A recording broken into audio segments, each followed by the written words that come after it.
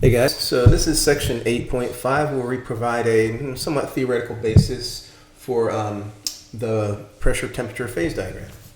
So we know that along a coexistence curve, two phases, let's call them alpha and beta, because your book does, are in equilibrium. That means the chemical potential, which is a function of temperature and pressure of the alpha phase, is equal to the chemical potential of the beta phase along the coexistence curve.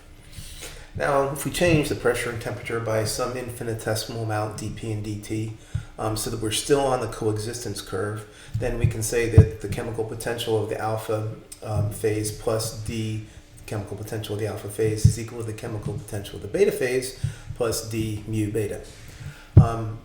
In order for those to be, for the two phases to still be in equilibrium, that means that this differential must be equal to this differential.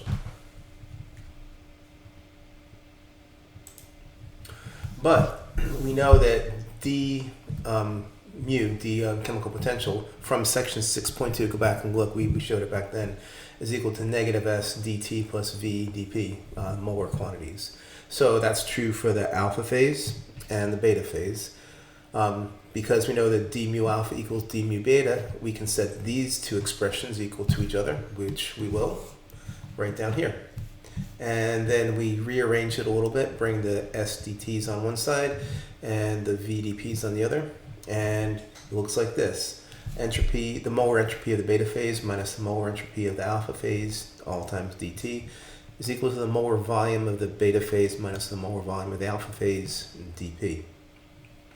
Now, as we go change the pressure and temperature to pressure plus dP and temperature plus dt, what happens is a small amount of the alpha phase is converted to the beta phase, so ice becomes liquid and so on. So if that's true, that means that the change in entropy, the molar change in entropy for that process, is equal to the entropy of the beta phase, molar entropy, minus the molar entropy of the alpha phase. Likewise for the change in volume, molar volume.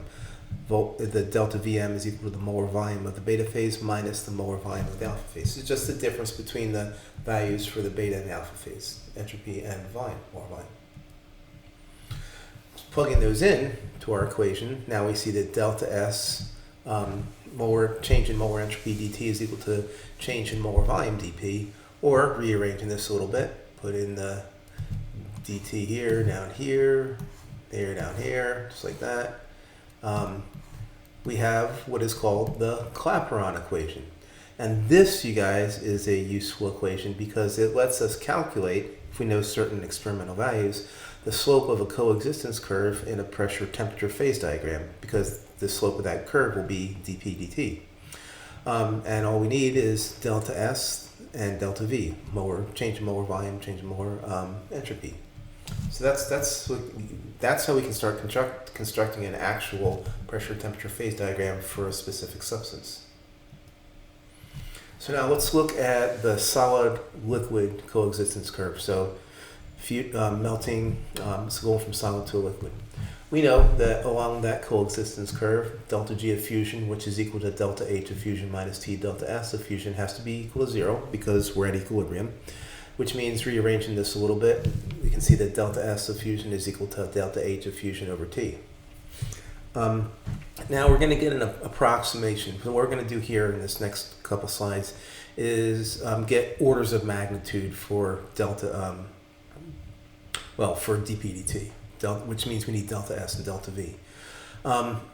So there's a table missing in my text. I don't know if it's missing in yours or not, but Table 8.2 is supposed to be in the back in the appendix. It's not, but in the text they say this, so we'll just take their numbers. That for a range of substances, the delta S of fusion is about 22 joules per Kelvin mole.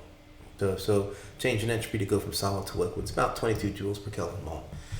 And also, same table, I guess, the delta V, the change in volume of fusion, melting, going from solid to liquid, for these substances here is 4 times 10 to the minus 6 cubic meters per mole. All these are going to be positives except for water. Water, remember that gets, its delta V, molar delta V is negative when you go from solid to a liquid. But anyway, that's the average delta V. So plugging these guys into our our Clapeyron equation, delta S for fusion, melting, going from solid to liquid, delta S, 22 joules per Kelvin mole, delta V, 4 times 10 to the minus 6 meters cubed per mole. We get the slope of the line of the coexistence curve for solid liquid phases. 22 over this number gives us 5.5 times 10 to the 6th. The units here work out to be pascals per Kelvin. Converting to bars, there's 1 times 10 to the 5th bars per, or pascals per 1 bar. You get, it's about 55 bars per Kelvin. Now, plus or minus. This is plus or minus because it could be a negative or positive slope. This change in volume could be like for water, it's negative, right? So this whole thing could be negative or positive. So we have a plus or minus sign, but that's the order of magnitude, about 55 bars per Kelvin, which means that it takes a lot of pressure just to change the melting point by 1 Kelvin, which is not very much. It takes, this is order of magnitude kind of stuff, but about 50 bars, which is a lot of pressure per 1 Kelvin. That's for fusion, melting. Now we can look at the liquid-gas coexistence curve, going from a liquid to a gas, vaporizing, right? So a couple things we know. Delta H of vaporization is always positive. We always have to put thermal energy in to make us to go from a liquid to a vapor. And we also know that delta V, the molar change in volume of vaporization, is always a lot bigger. It's pretty big. It's definitely positive, bigger than 0. So the molar volume of the gas minus molar volume of the liquid is positive, which means that dP dt, okay, so remember delta S is delta H over T. T is positive. Delta S, we said, is always positive. So this is for the liquid-gas phase transition. That's always positive. That's always positive. So that means dP dt is always positive. So it always has a positive slope.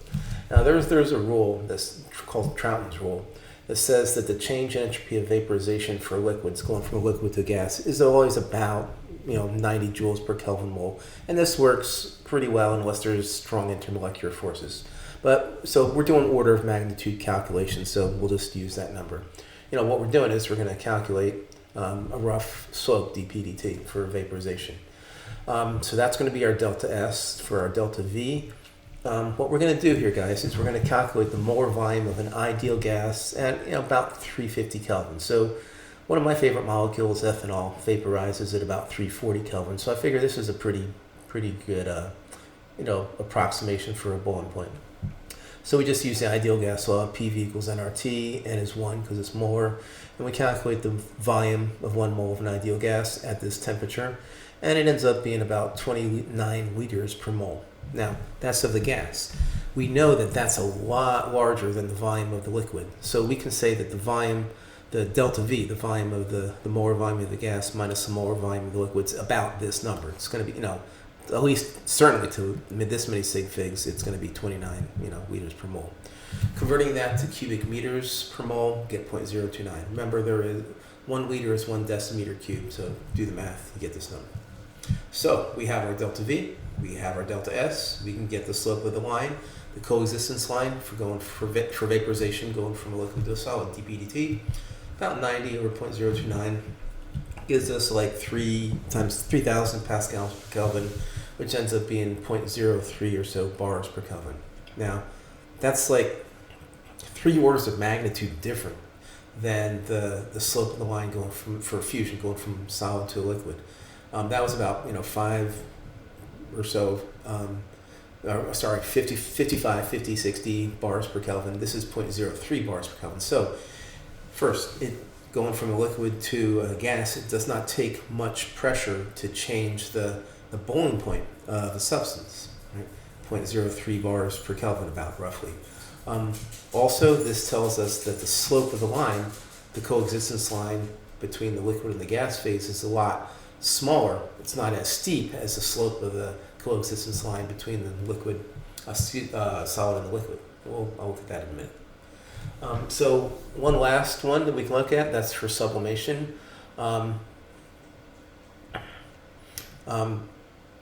So we know that entropy is a state function, which means that change in entropy for sublimation going from a solid to a gas must be the same as the path going from a solid to a liquid to a gas. So that what that says is delta S of sublimation is equal to delta S of fusion plus delta S of vaporization. And because delta S of fusion is some positive number, that's greater than just the delta S of vaporization. We'll see why that's important in a minute. But the delta V of sublimation is going to be very similar, very close to the delta V of change in volume of vaporization, because the change in volume for melting something is very small. It's going to be negligible compared to that going from the liquid to the gas phase or solid gas phase, which means when we look at the slope of the line going for sublimation, going from the solid to the gas phase, dP sublimation, delta S sublimation over delta V of sublimation, we know that's the delta S of sublimation is greater than the delta S of vaporization. We know that delta V of sublimation is about the same as the delta V of vaporization, which means that the slope of the line for sublimation going from a solid to a gas is going to be bigger than the slope of the line going from the liquid to the gas, vaporization. Now, so if we go back and look at our phase diagram, we can see that this is reflected in the phase diagram. So first of all, this is the coexistence curve going from a solid to a liquid, and that's definitely much steeper than that going from a liquid to a gas, which is right here. And it's not as easy to see, but the slope of the line going from the solid to the gas, the sublimation here it is steeper, not as dramatic, but it is steeper than the liquid gas, the slope of the dPdt of the line for the liquid gas transition. So there we go.